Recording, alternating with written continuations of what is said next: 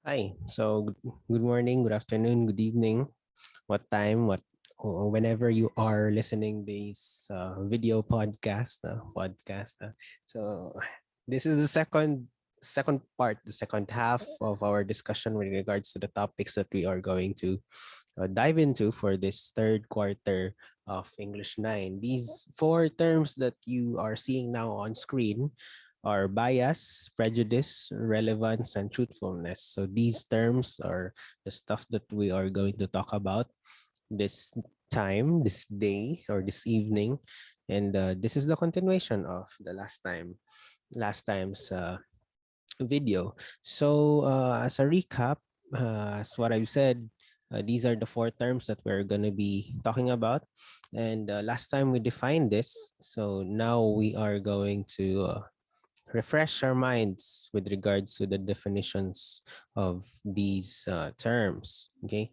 So, as you can see, or as you can hear, by the way, you don't have to really sit down and watch this. Although, if you have time, you can do that. But if you are doing something else, you can just do those things, and then you just try to listen. Okay. So here we go. So for bias, this is our tendency to believe on something or on someone. There's no basis for this belief. We just do. Okay. So sometimes or oftentimes biases lead to uh, to unfair decisions, to being unfair. So when we talk about bias, all of us have this bias, and we may be aware of it. Oftentimes, we're not aware of it. We just practice bias all the time, okay? And because we have the tendency to actually believe on some things that are not necessarily, they're not necessarily proven to be true, right? So last time we have delved into some examples with bias. Later we're going to talk about some examples of this. Prejudice. This is a feeling of liking or disliking someone or something. So prejudice is actually, this is our tendency to feel towards other people, and when we feel, it's either we like it or we don't like it. Okay.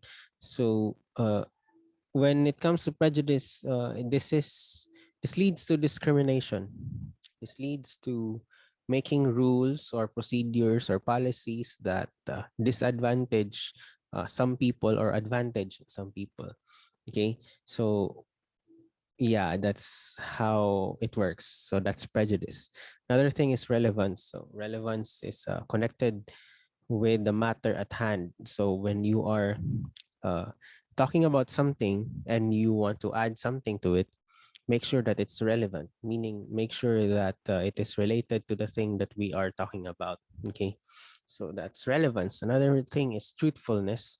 Truthfulness is containing or expressing the truth, of course. So when we are talking about something and you add something that is relevant, also make sure that it is the truth, right?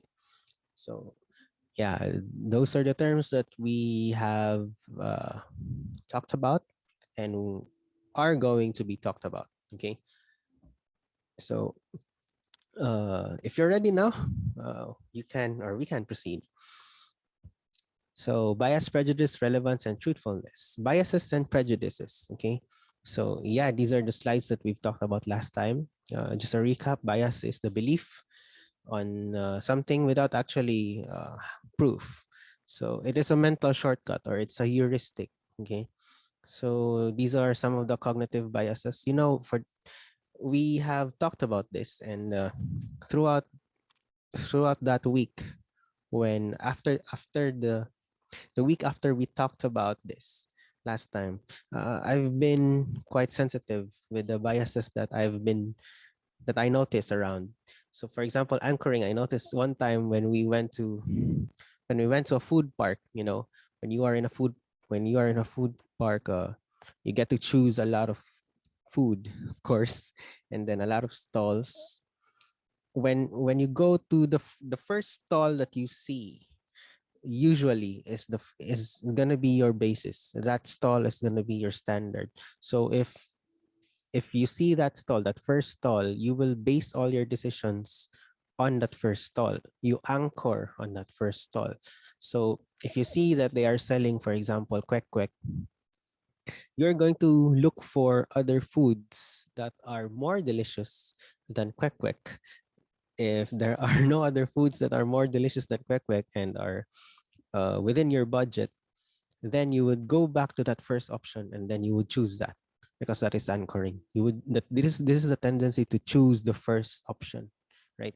So anchoring, attribution bias. This is we talked about this last time. It's about being tardy, being late, right?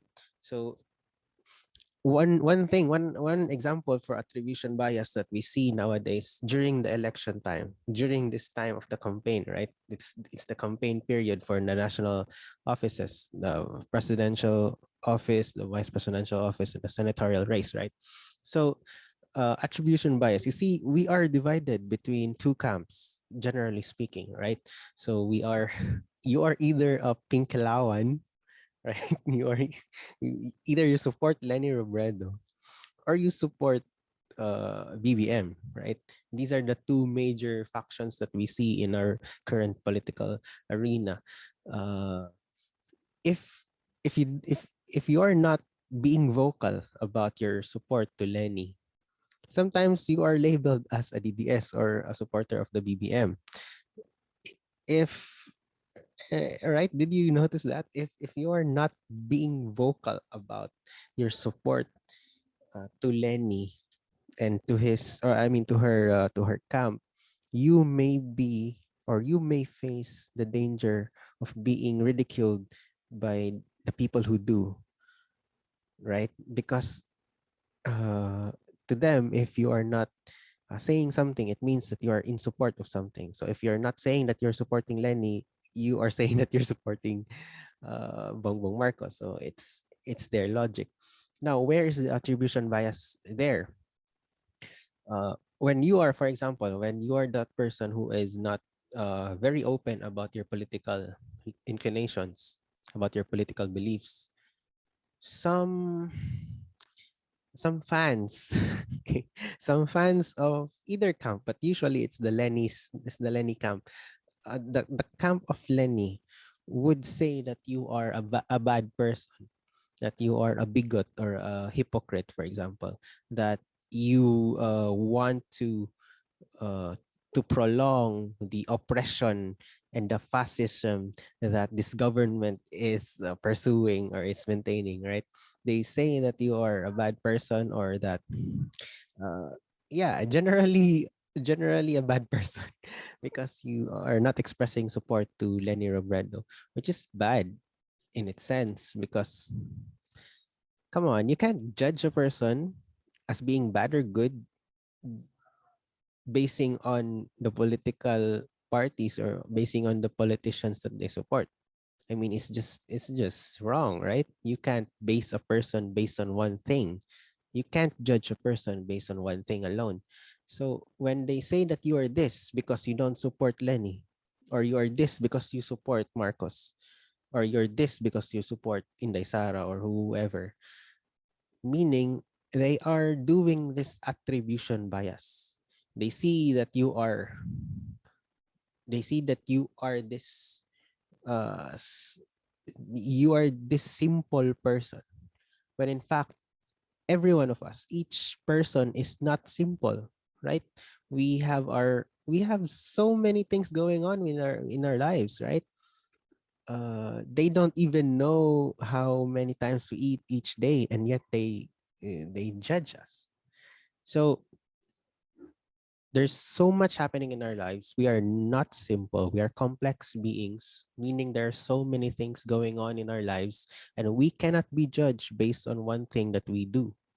But if they do that, it means that they are doing this attribution bias. So, got it? Got it? Okay. So, another one is self serving bias. This is the bias in which you just believe the things that you do.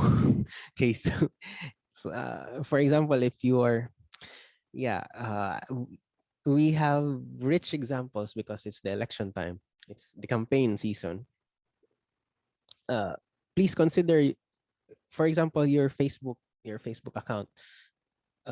If you have liked so many pages, right? If you followed so many pages that are dedicated, for example, to Bongbong Marcos and to Inday Sara Duterte, all the information that you get are coming from them, from these camps. So you would tend to believe that the Marcoses and perhaps Inday Sara are the good choice because it's only their information that you get to absorb. And you say that they are good and this and that because again it's the only thing that you absorb every time you open Facebook, so it's self-serving bias when you say that they are good leaders when in fact you haven't actually researched it. So it also applies when we see the other camp. For example, if they only like pages that are related to the campaign of Lenny Robredo or to the Pink's campaign, and they would say that Lenny Robredo and the other Pink candidates are the better leaders based on the information that they only see coming from only coming from the camp of Lenny Robredo and other Pinks, then that would be a self-serving bias because they would say things that are whose sources are coming from the same sources that they say are good. Did you get the point? So the fact is, to avoid self-serving bias, you have to follow, you have to like as many pages as you can related to as many candidates as possible. So you like the BBM, you like the Robredo, you like the Lacson, you like the Caliodi, you like all of the candidates of Facebook pages. And from there, try to weigh things down, right? So that your sources are not limited to one camp, so that your sources are distributed, so that your self-serving bias will not be as high compared to an instance where you only follow one camp. Okay, so I hope you got the point. So that's anchoring, attribution bias, self-serving bias, gender bias. Of course, you already know this. When you talk about gender, these are the roles that sexes play in the society. So when you say that your father shouldn't uh, take care of you or take care of the child, for example, because he's a man and it's the woman who should take care of the child, then you are doing gender bias because uh, fathers or men can really take care of children. And if you say that women can only do that, then you are also doing gender bias, right? Religious bias. This is the belief that one religion is better or worse compared to the other. So if you think that one religion is saying good things, doing good things, and others are not, then that is religious bias. Agenda setting. This is very interesting. This happens in media. Agenda setting is, showing what it's only showing what the media wants you to know, right? So the best example of this is the debates, or I mean, the presidential interviews conducted by GMA, uh, featuring Jessica Soho. So you see, Jessica Soho is the reporter, and that show, uh, that interview show only invited five presidential candidates. So it only invited Lenny Robredo, Isko Moreno, Bongbong Marcos, um, Ping Lacson, and Manny Pacquiao. However, Bongbong Marcos did not attend, right? So they only invited five presidential candidates, where in fact we have 10 presidential candidates. So if they are doing agenda setting, what they want you to think is that there are only five candidates. The other five, whom they did not invite, are not necessarily important. That's what they're saying. So when the media uh, presents so much about a certain topic, it makes you think that it's the important thing, and the others that are not presented are not important. This happens all the time. I mean, uh, Have you noticed that the traffic, the traffic news in Manila is shown in Davao?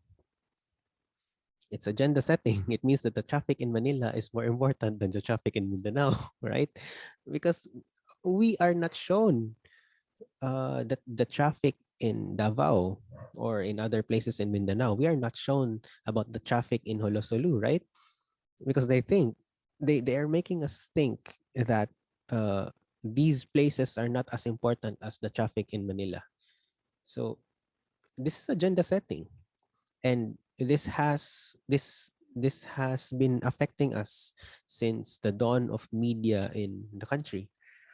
So, for example, in our this I mean this agenda setting that has happened since the beginning of ABS-CBN and other GMA and other news stations and other stations, really. Since their beginning, they have set this agenda that Manila is the center of the Philippines, right?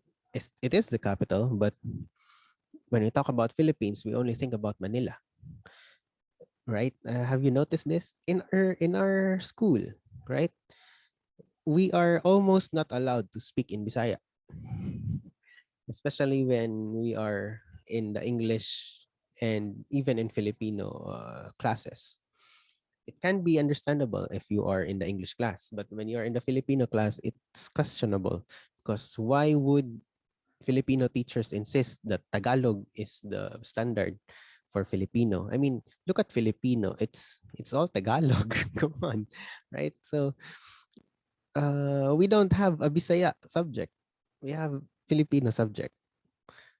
So it means that the important subject or the important language is Filipino, which is Tagalog, really.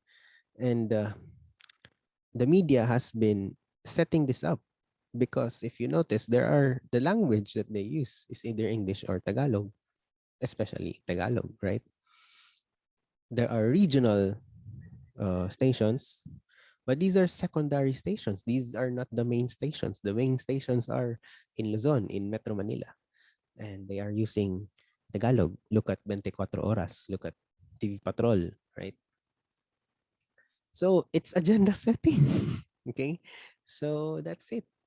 We don't usually see this, but if you do now, you will become very sensitive with all the media that you consume. Okay. So another one is implicit bias. So this bias is the kind of bias that we do not notice, right? For example, I was talking about agenda bias a while ago, right? I don't know if you noticed this, but I was so much leaning towards Bisaya, right? To the point that I sounded like I hated Tagalog. Did you notice that? I was so passionate with regards to talking about it, and it's my implicit bias to love and to like Bisaya, right?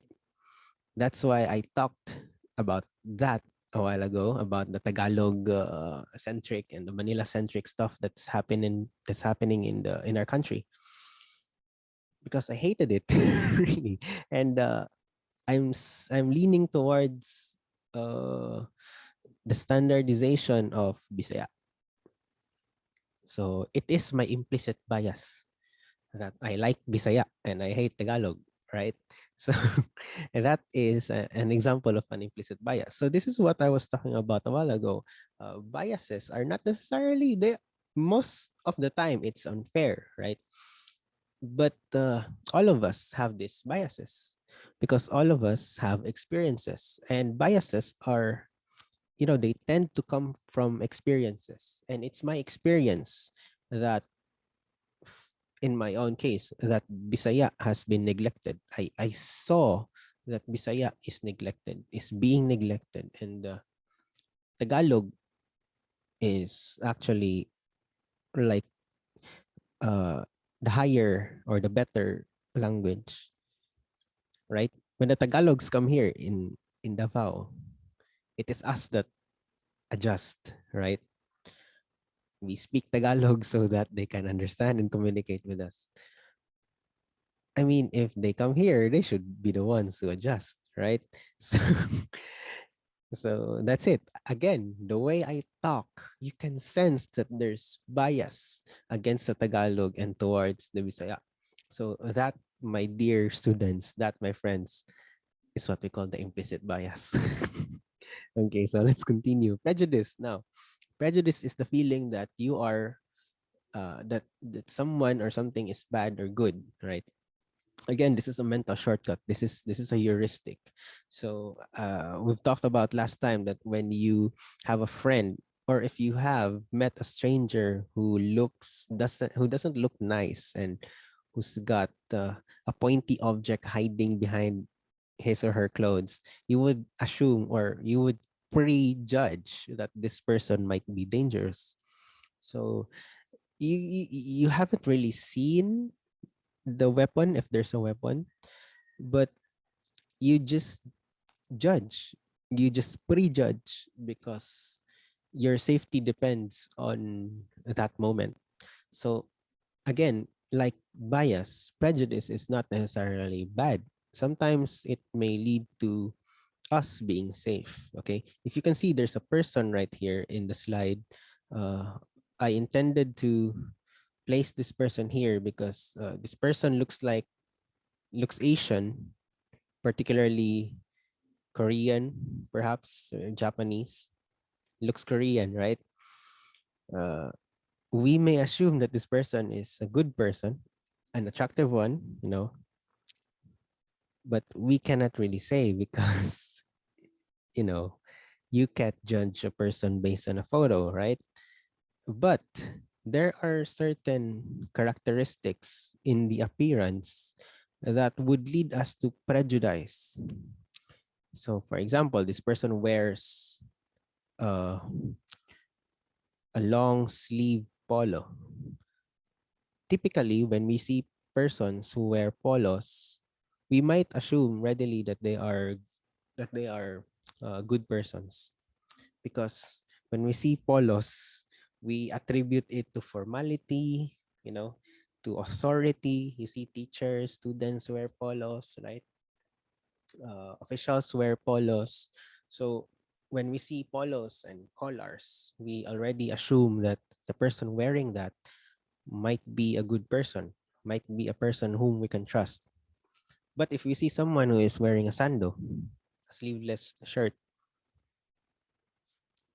compared to us to a person wearing a polo with a collar, we wouldn't really think that the one wearing the sando is, you know, a better person or a good person. We might assume that this person is, you know, uh, not necessarily bred right. I don't know, but I mean, you've seen this, right? When you go to a mall, for example, you can discern who are the ones who are rich and who are the ones who are not, based on the way they dress. It's prejudice when we do that, but yeah, that's just how it works, man. Anyway, those are some examples or ideas about prejudice. Now, these are some examples. We have racism, sexism, ageism, nationalism, and ethnicism.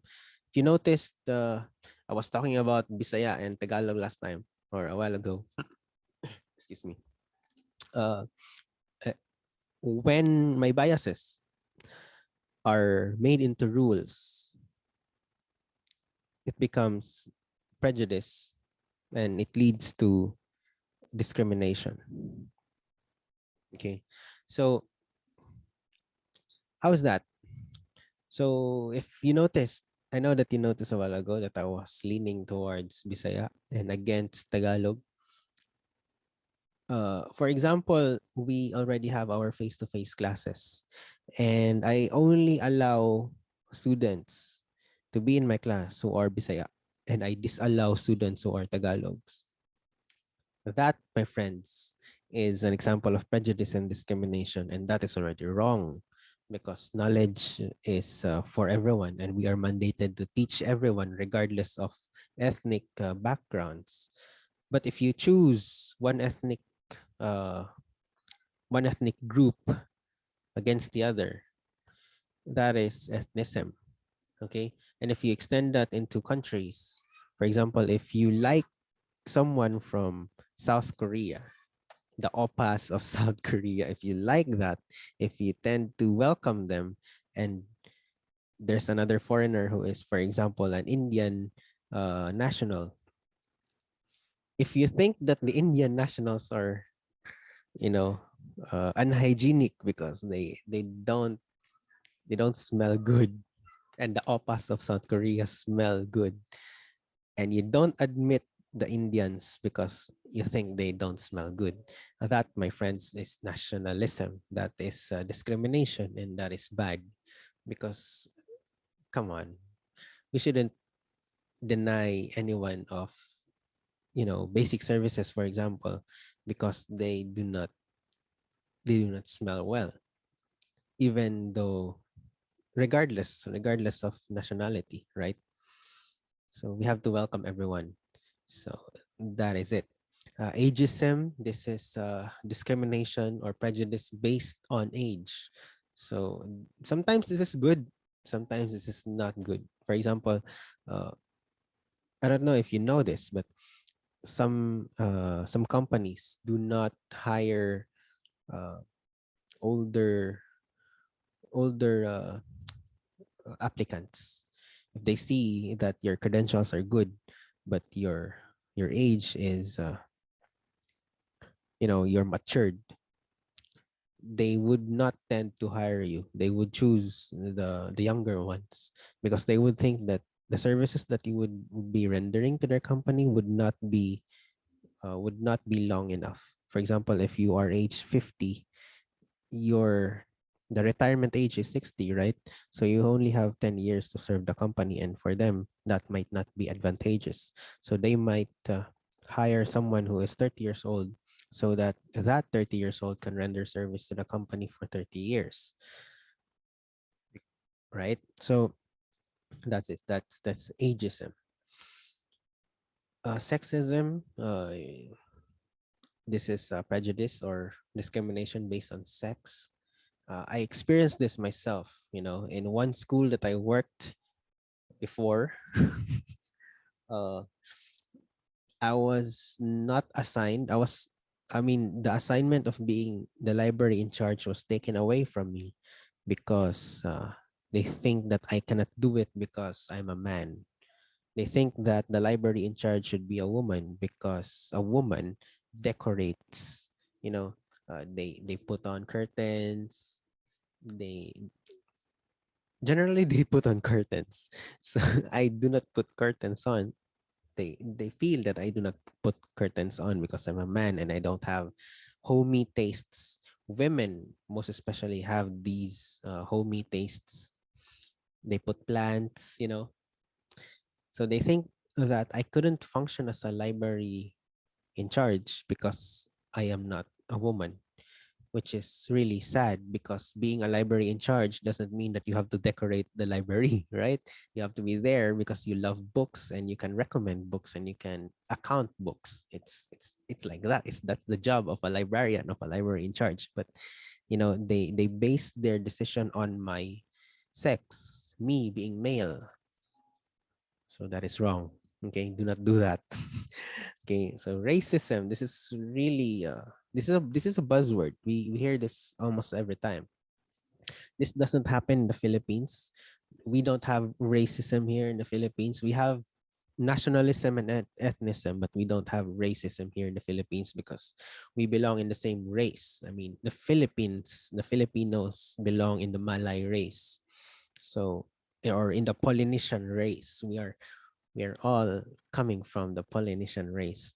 So we can't discriminate the ones that we are alike and call that racism.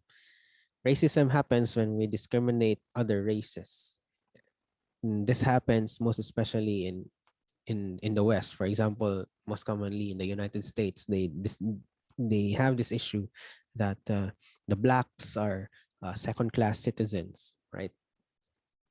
And the blacks are deprived of laws that would protect them.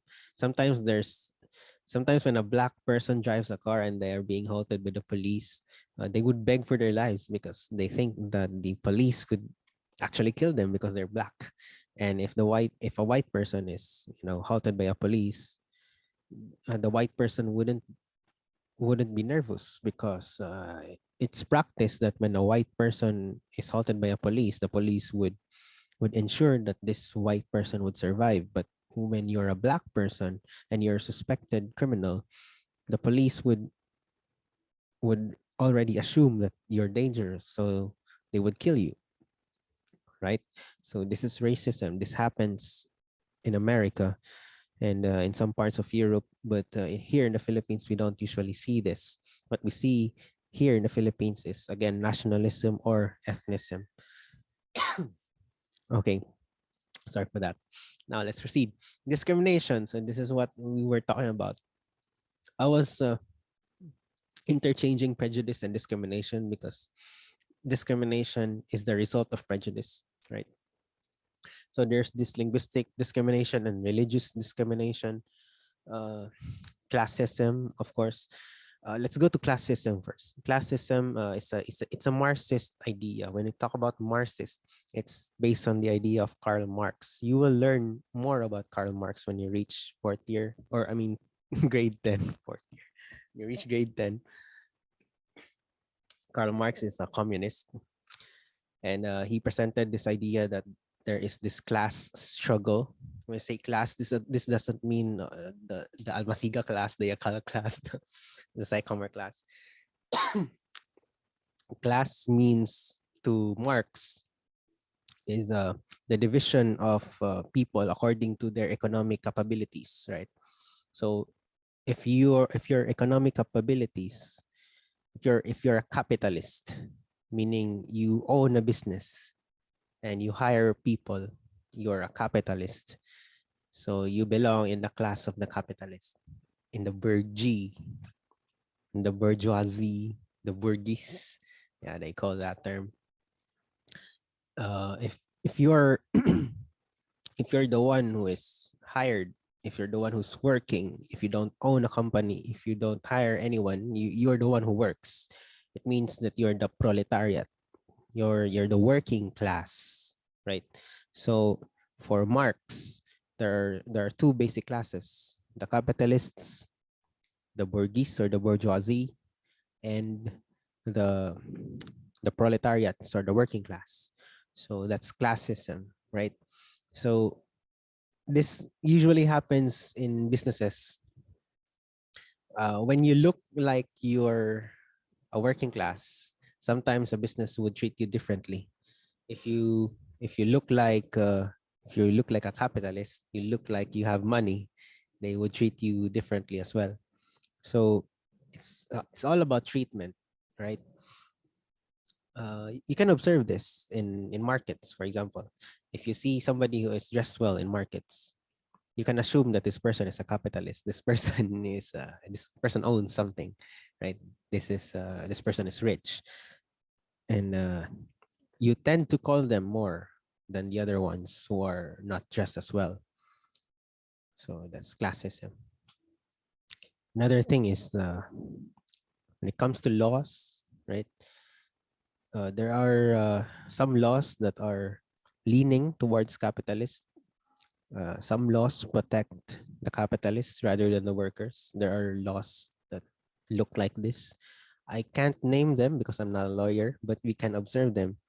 Uh, Another example, which is which might not really be present in your area, but nonetheless, this happens.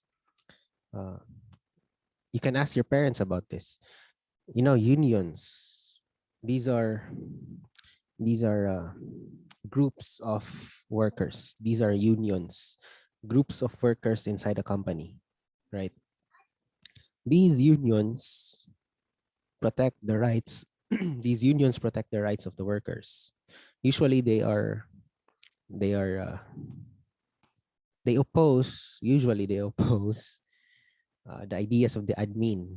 The admin or the administration are the ones who belong to the burgess or the capitalists. They're the bosses, they're the owners, they're the managers.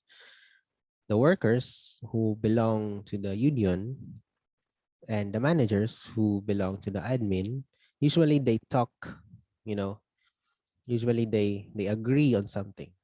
And when they agree, they put it on paper, they record it, and they call it a collective bargaining agreement. This is an agreement where, when you talk about agreement, one party agrees with the other, right? There are rules that they agree together. So they write it, they put it in a book, and it becomes a standard. It becomes a standard of procedure, right? And if they do something that is not in the collective bargaining agreement, uh, they would uh, they would face charges, right? So what happens is that this collective bargaining agreement, this existence of unions in companies are present in the 90s. You're not yet born during the 90s, but nowadays the presence of unions are not necessarily felt. You know, if the company, if the admin knows that you are a unionist, meaning you're somebody who adheres to the ideas of putting up a union, you're a unionist. If they feel that you're a unionist, they would uh, find flaws from your work, and one day you would be shocked to know that you are fired, or that your contract is prematurely ended. So they would paint you black. You know what I'm saying? They would paint you bad ideas, uh, so that the company would get rid of you just because of the fact that they think that they know that you are a unionist. The admin hates unionists because uh, they don't want the collective bargaining agreement, because they don't want to agree with the workers. Usually they just want to agree among themselves and make the rules themselves, right? So that's the point. That is where classism usually happens.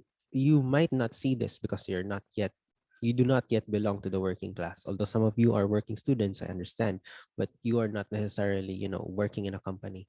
This happens usually in a company. Classism. So that's it. Now, discrimination, linguistic discrimination, and religious discrimination. This happens when you base your procedures, when you base your laws on religion and language. So, linguistic discrimination happens when when you deny a person a service, for example, because he or she doesn't speak well with the language that you expect them to speak on. So, for example, this doesn't necessarily happen uh, in the country. Although there are instances where in schools, for example, when you are forced to speak English or Filipino, and you are forced to pay you are forced to pay a fine if you speak Bisaya. If you speak Bisaya, 1 peso. If you speak Bisaya, 5 pesos, nakay ka ng fine nga bayaran. That's linguistic discrimination, man. Because you are disallowing a person to speak the language that he or she is comfortable, to the point that you would take money from them. That's not correct, man. You can just encourage a person to speak the language that you want them to speak. For example, in English, I cannot really force you to speak in English because, come on, guys, you have your own language. You can express yourselves better in Bisaya, for example.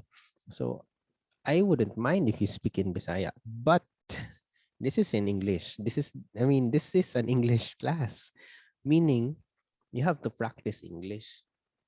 So you have to speak English, right? You have to write in English because this is an English class. However, I'm not gonna be forcing you, but I'm not gonna accept your projects that are not written in English. So discrimination still, right? But then again, this is an English subject, so you are required. You're not forced, but you're required to use English language, right? So religious discrimination, this happens when you deny someone the religious freedom, to celebrate his or her religion. So that's it. Now, relevance and truthfulness. We move on to relevance and truthfulness. This is where we stopped last time, right? So we are going to pause for a break. We're not going to stop right here. We're just gonna have a 2 minute break, okay, so that you can pee and drink water. So 2 minute break starts now.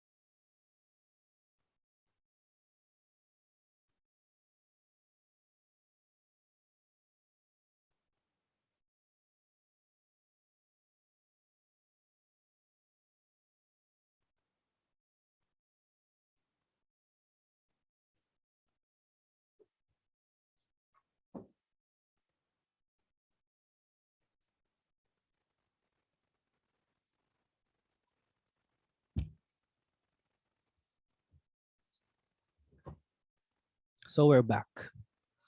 I don't know if it's been 2 minutes, but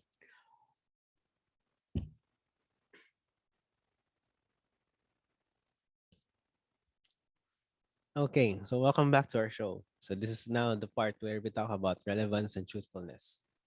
I am your English teacher once again. I'm Frank Roy de la Cruz, in case you don't know. And these are the two terms that uh, we're going to deal with in this third quarter of your English 9. Okay, so you already know what's relevance and what's truthfulness. So we're gonna play a game. I know that you've seen this on my post, but we're gonna play a game, okay? Jojowain o trotropahin. So you just answer within. I mean, you just answer wherever you are. You may not put your answers on the comment box. Just answer among yourselves. So Jojowain o trotropahin, Presidential Sons and Daughters Edition. So we have here Sandro Marcos. Jojowain o trotropahin? If I were a girl, I would make this person my tropa, not my jowa. Okay, Jojowain o trotropahin? Simon Marcos. Hmm. He's more attractive than Sandro. Okay. What about you? What do you think? Jojowain o trotropahin? How about this? Vince Marcos, the other child of Bongbong Marcos. He looks fresh, right? How about this? Joaquin Damagoso, Jojowain o trotropahin? Looks like a bad boy with a cross earring. Attractive. How about this? Lady Guzman, the daughter of Caliodi de Guzman, Jojoano Chochopahen. I don't know if this person is already married, but I don't know. How about this? Frances Dayan Damagoso, the daughter of Isko Moreno. How about this? Jojoano Chochopahen. I'm gonna make her my tropa. Okay, how about this? Ay Carobredo. Ah. That was my bias slipping away. Okay, Jojo Wine or Trotropahin. How about this? Jillian Robredo. She's cute. She's cute compared to her ate. I don't know if this is the ate. I'm just, that's prejudice, you know. I think this is the one who is older based on the photo. So, yeah, that was prejudice. How about this? Trisha Robredo. This is the youngest, I think, based on the photo. But again, that decision to make that this Trisha Robredo is the youngest based on the photo is this is a form of prejudice. Okay. About this Jerick Lacson, the son of Panfilo Lacson. He looks old, so I don't know. About this Jumbo Pacquiao. He has this charisma, right? How about this Michael Pacquiao? Jojoan na tatrabahin. Okay. So I know you have your own answers. And the reason why we did that game is that we want to talk about relevance.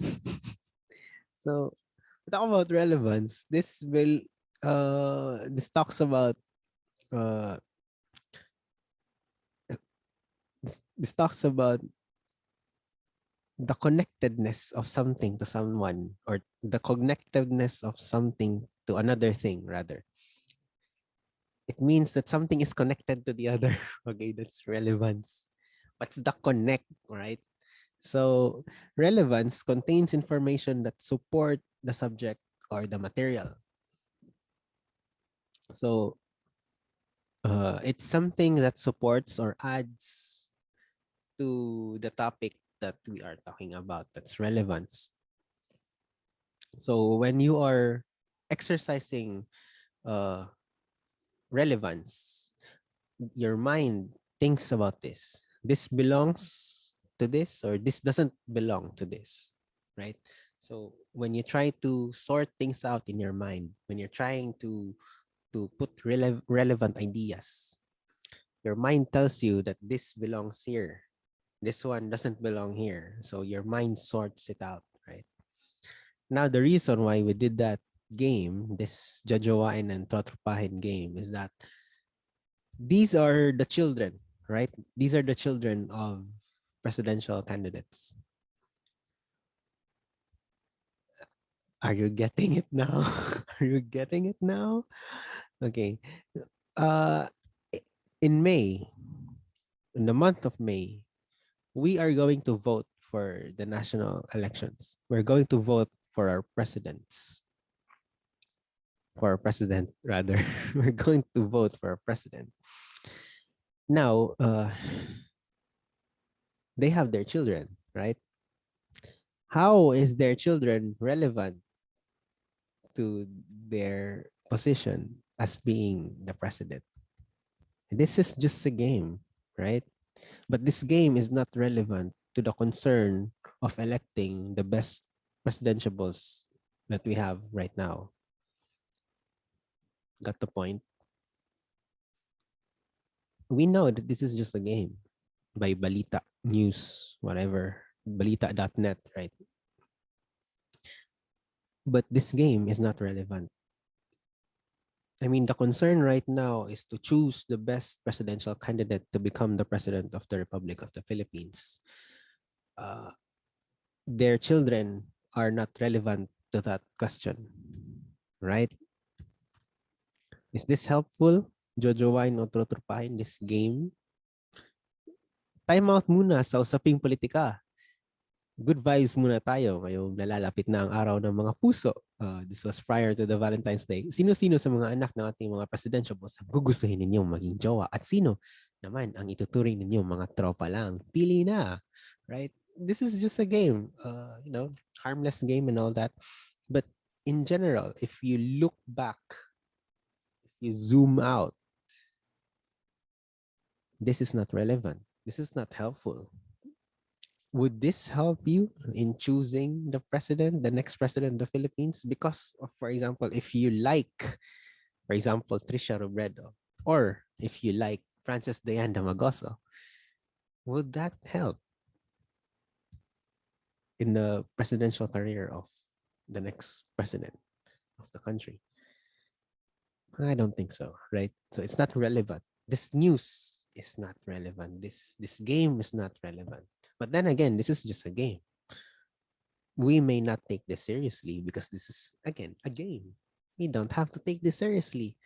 But if you are the person who wants to take things seriously, this is not relevant, right? Truthfulness. Is this true or not? This is the mental questions that your mind is trying to ask you every time you consider truthfulness. Is this true or not? Is this verifiable? So when we talk about verifiable, you can verify. When you verify, you look for other sources. If you see that they are saying the same thing, then it's kind of verified. But because it doesn't end there, you have to find some more sources that say the same thing. At least three sources, perhaps. If three sources say the same thing, it's verifiable. It could be true, right? It's not yet the entire truth. It could be true, right? Because there are many aspects of the truth. It might be true in one aspect. So try to consider that. When you consider truthfulness, it doesn't mean that it's true entirely, right? It's like looking at this cup, right? This is my cup. It's true that it has no handle, right? Because this is just one facet, just one aspect of my cup. It's true that it has no handle, but if you turn this cup, you can see that there's a handle. There's a handle. It means that in this side of the cup, there's a handle, and it's true that this cup has a handle. But if you turn this right back, it doesn't have any handle. So it means that in this facet, it's true that it has no handle. So again, if you are considering truthfulness, it doesn't immediately mean that it's true entirely. Sometimes it's just true in one aspect and it's false in the other aspect. So that is why you have to verify, because some other sources would say not exactly the same thing. Some sources would say similar things. Some sources would say that uh, it happened, but something else happened, right? So yeah, it's a never ending journey of finding the truth. No? Yeah, I mean, come on, we live our lives finding or looking for the truth. And, di ba, I mean, we look for someone whom we can trust, right? We look for the true answer to the things that we sought, or to the things that we seek, rather. So anyway, that's it. Truthfulness. How about this? Rodrede. Duterte. Nananatiling very good ang net satisfaction rating. This is according to SMNI. So SMNI tells us that the net satisfaction rating of Rodrigo Duterte is plus 60. Robredo plus 1, Soto plus 52, Velasco plus 5, and Gesmundo plus 7. Velasco and Gesmundo, I don't know who these people are, but I think they're judges. Anyway, so yeah. the net satisfaction rating of Rodrigo Duterte is plus 60. This is according to SMNI, and their source is SWS, or the Social Weather Stations. This is a survey company. So yeah. Now the question is this the truth? So again, when you talk about truthfulness, you have to verify, you have to find other sources that say the same thing. So in order to verify the truthfulness of this claim by SMNI, you have to look for other sources. According to Inquirer, Duterte gets very good satisfaction rating. Now, if you go back in the post of SMNI, they say that Duterte earns plus 60 and is very good. Now, here in Inquirer.net, Duterte gets very good. So they're saying the same thing. And if you read further down, President Rodrigo Duterte's net satisfaction rating remained very good in December. So there's an added information. This very good was in December last year. Something that SMNI did not put, right? Right. So you're seeing it now. So it's true in one aspect. They are both true in one aspect about the very good thing. SMNI just chooses not to divulge that this happened in December last year. This is a good example of uh, agenda agenda setting. SMNI leads you to believe that Duterte's net satisfaction rating is at present. What month are we now? February. We are made to believe, although they are not saying it, but they present it as though the net satisfaction rating of Duterte, which is plus 60, is for this month, February. They're not saying it anywhere in their article. They just say it that Duterte has a very good satisfaction rating. But Inquirer over here has a full article about it, and they say that the very good rating of Duterte happened in December last year when they surveyed uh, the said survey. So yeah, for Inquirer, they have context. They placed this very good rating of Duterte in the month of December. For SMNI, they did not put that. I don't know if they did somewhere else in their post, but in this particular infographic, we don't see anything like that of Inquirer. So as you can see, guys, SMNI is an emerging channel, right? More and more people are liking and following SMNI as a channel, and they are posed to become one of the main or mainstream news channel in the country. And now what they're doing is they're doing agenda setting. They're setting up that Duterte is this someone who is very good because the survey tells us that he's very good, but they are not saying that this happened. This very good rating is grounded on the month of December. So agenda setting, guys. Anyway, so Enquirer says this. Now it's not enough. It's not enough to, like what I said, it's not enough to to base or to verify through two sources. We have SMNI and we have Enquirer. So we have to actually find the true source of this survey, of this claim. So according to SMNI, their source is SWS, right? According to Enquirer, their source is SWS. So to really verify this, we have to go to the website of SWS. And this is what we find out. Okay. This is the survey of social weather stations. Fourth quarter 2021. Social weather survey. President Duterte's net rating rises 8 points to very good plus 60. So by social weather stations. This is a snippet. This is a screenshot of the SWS website. I took this screenshot from their very own website. So I verified the claims of Inquirer and SMNI from the very source of that information, which is the SWS survey. So this is their graph.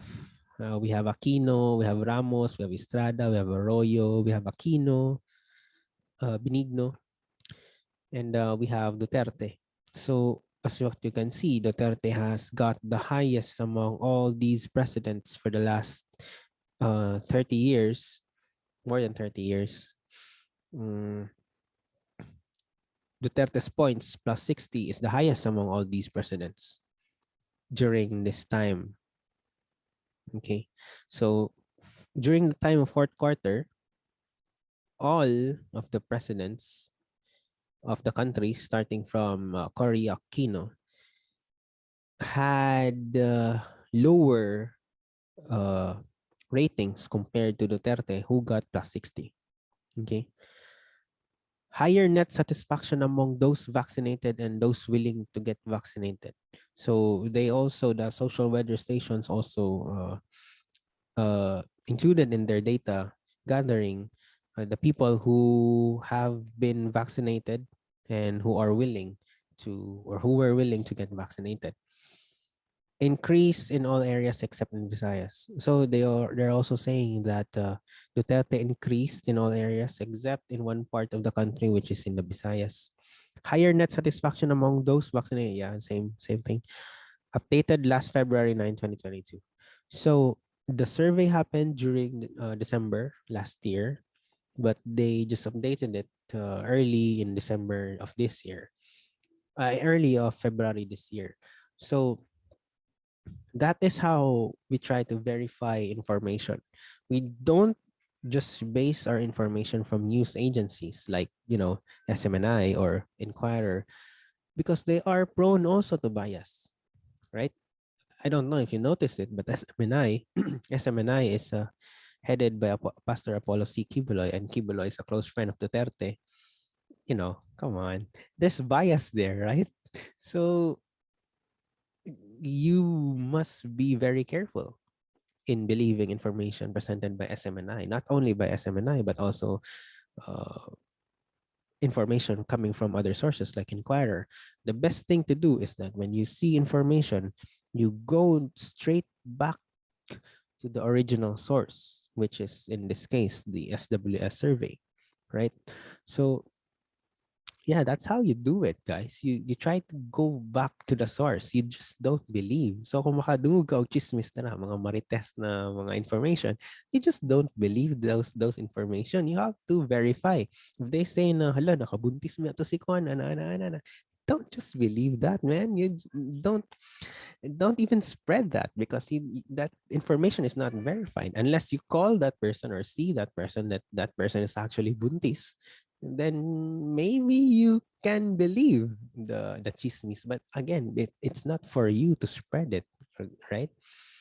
It's not your role. Okay, alam na ka sa ilahang kinabuhi, right?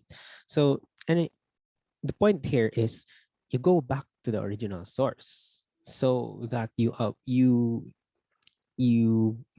become sure that the information that you're holding is true, right? So that you can add relevant information to the discussion. Okay, so as a review, we have bias. This is the tendency to believe that some people or ideas or etc. are better than others, that are usually resulting to people being treated unfairly. Prejudice is a feeling, or is a feeling of like or dislike for someone or something, especially when it is not reasonable or logical. Relevance is connectedness of ideas. Truthfulness is containing or expressing truth, and it has to be verifiable. Okay, so now in this part, I know that you're familiar with this diagram. This is a Venn diagram, right? Do you see two circles converging towards the center? So it's a Venn diagram. Now, on one side, on the left part, we have bias. On the right part, we have prejudice. So those terms are different, right? They're different terms. However, they're related, and there are certain aspects that make them similar. What makes them similar is this. Tuyok mo dyan, unfairness. Right? So when you're biased and you're prejudiced, you propagate unfairness. But then again, it might be unfair. It's true. But like what I said, bias and prejudice are heuristics. These are mental shortcuts, and sometimes are mental shortcuts are needed for us to survive, right? I mean, if you're in a very dangerous situation, you can't just tell the person, "Oh, wait up! I must know who you are. What's your name? I must interview you. I must know that if you're a good person or not." And that person is holding a knife, and then there's blood in the knife. I mean, he has just murdered some people earlier, and he's gonna be murdering you right now. So the point is, uh, prejudice and bias are sometimes good because they save us from imminent death. However, in our society right now, these things that are supposed to be good, the biases and prejudices, I could say that they're supposed to be good because they help us survive. These things are being used by people to treat other people unfairly. And this is sad. And the very reason why you are learning this, okay, di ba, English man siya, and it's all about grammar and stories, and then suddenly we're talking about bias and prejudice. Because English is not necessarily about grammar alone. It's not about grammar. English is not about grammar, guys. So English is about actually self-awareness. English is about knowing yourself. It's being aware of what you do and what you think and what you write and what you say. So the reason why we are talking about this because the Department of Education, your school, F. Bustamante National High School, and especially me as your teacher, we want you to be aware of your own biases, of your own prejudices, so that when when you become aware of these things in you, you would try to navigate it away from being unfair. Because if you're not gonna be aware of this happening inside your mind, you're gonna be unfair towards other people, right? So the point really is you have to be very careful. You have to be very careful. That is how you can manage your bias, your internal, your implicit bias, and your prejudice. You can manage it by being careful. Also, we talked about relevance and truthfulness. It's still a Venn diagram. Kuan lang siya. Gituyok lang. So, speaking of tuyok, it's turning. What's the similarity between relevance and truthfulness? The similarity is clarity. Okay. When you add relevant information to a certain topic, you are contributing for clarity. When you're also being true about your topic, when you are being true to what you're adding to the topic, you are contributing for clarity. So the point is, the point about relevance and truthfulness and clarity is that you have to investigate. Katawa tong gibuhat ka ganina sa SMNI nga SWS, excuse me, SWS survey. Katawa tong gibuhat sa SMNI ka ganina. We were not content with SMNI information. We moved over towards Inquirer, and still we're not content. Ato pagid ta sa very source pagid niya, which is the SWS survey. So it is necessary that we investigate. Actually, it's not the end. I mean, the SWS survey is not the end of it. Pwede pa man nato, pwede pa man ta mo dig pagid deeper, right? Pwede pa nato kwaon ang katong mga survey questionnaire, katong mga results, katong mga papel yun nga gipampirmahan sa mga tao. So those things, those raw data, we can still get them and try to investigate and try to further verify the truthfulness of that survey. Pwede para to nabuhaton. But of course, we don't have time because, modules, trabaho sa balay.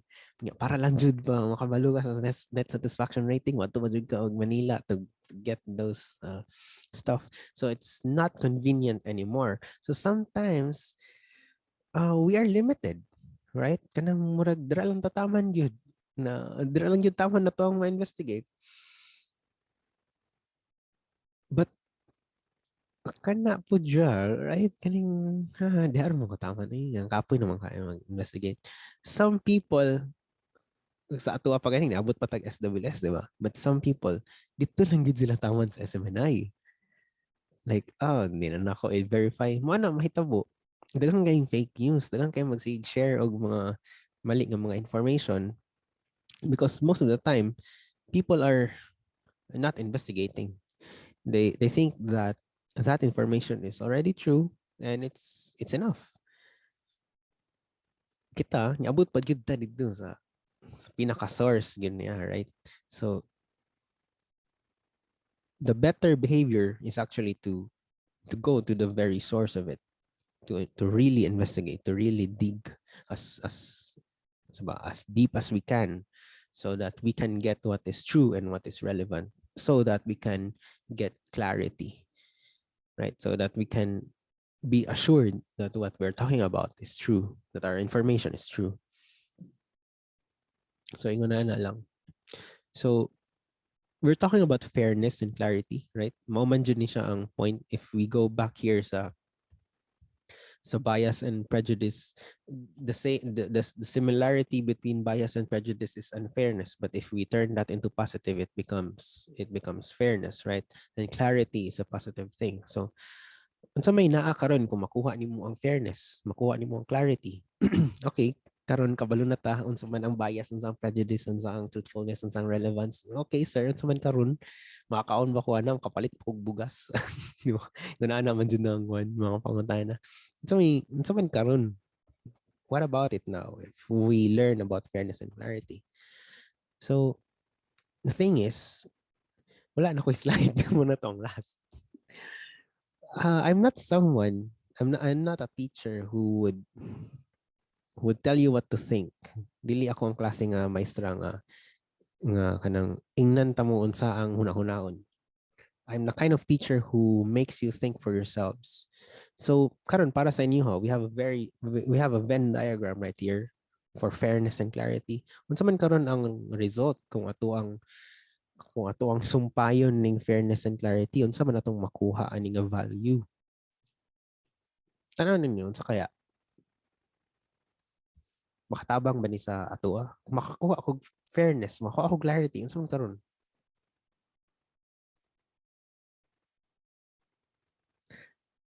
Kadaghanan kadaghanan sa ato kay wala man tayong mga kumpanya dire, di ba? Wala man nag-iyag ka sa kanang gasoline station or sa mga restaurant, di ba? Or mall.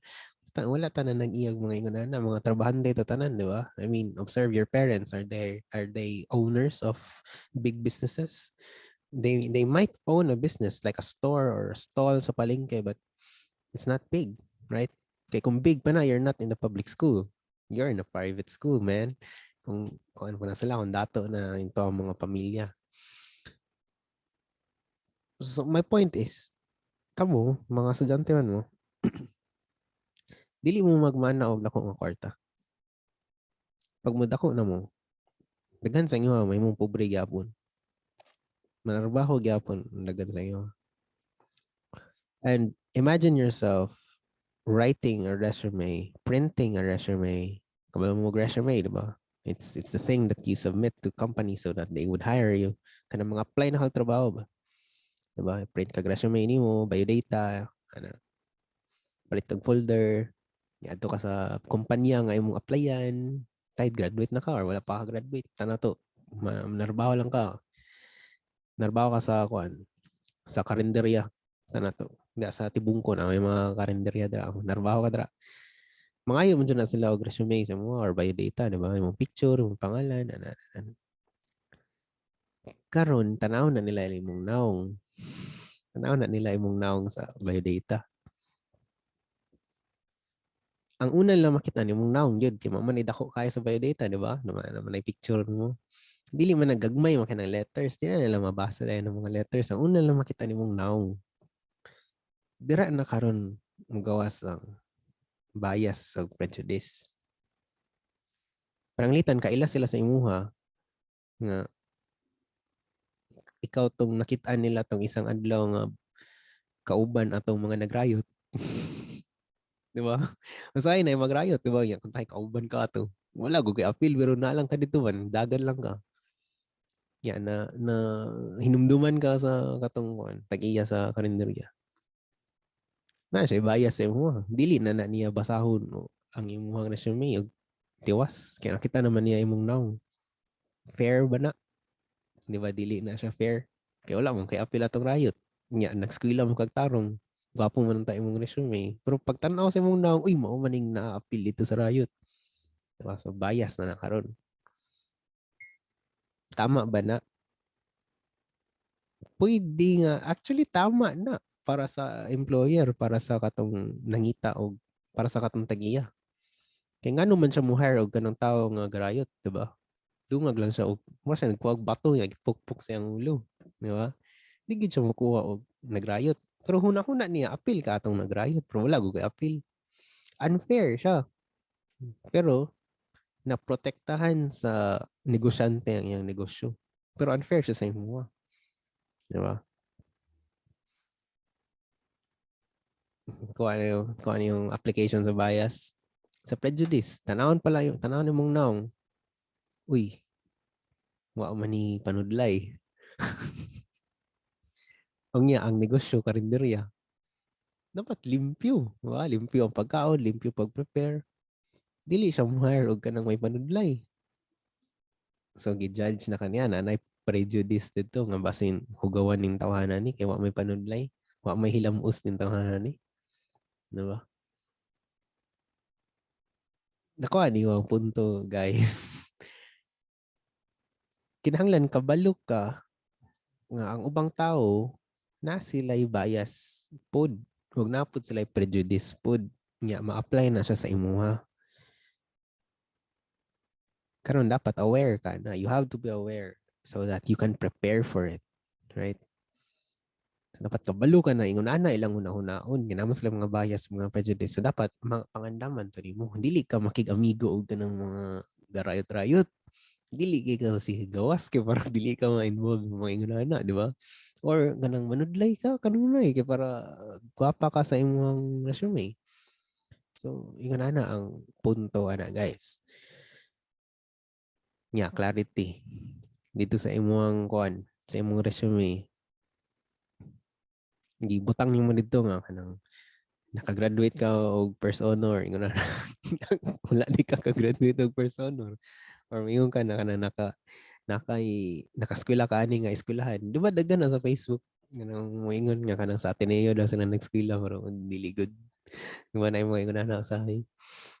So, point is, dapat clear and true ang mga ginasulat. Because how would they trust you if your information is false?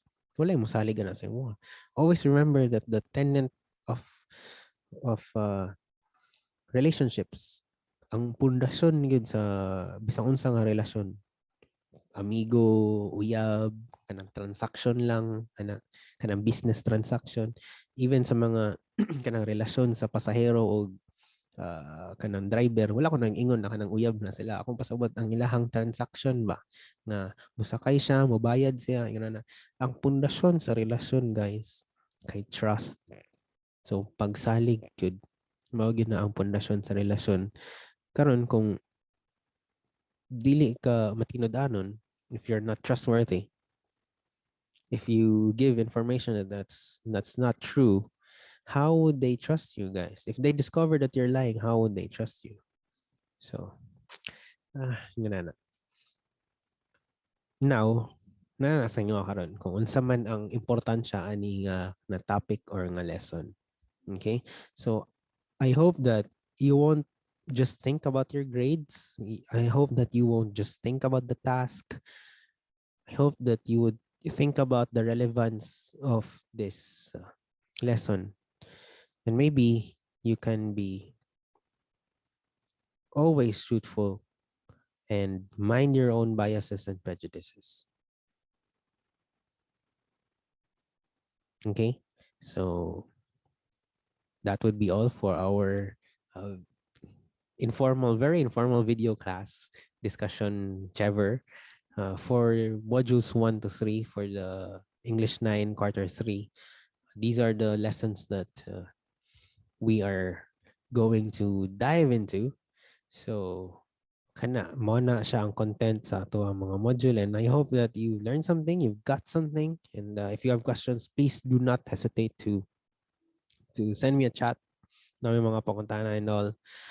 So, just a reminder, you are allowed to submit any of the modules that you receive. Gipost man ako ang module 1, di ba? But you received uh, module 2 in actuality, right?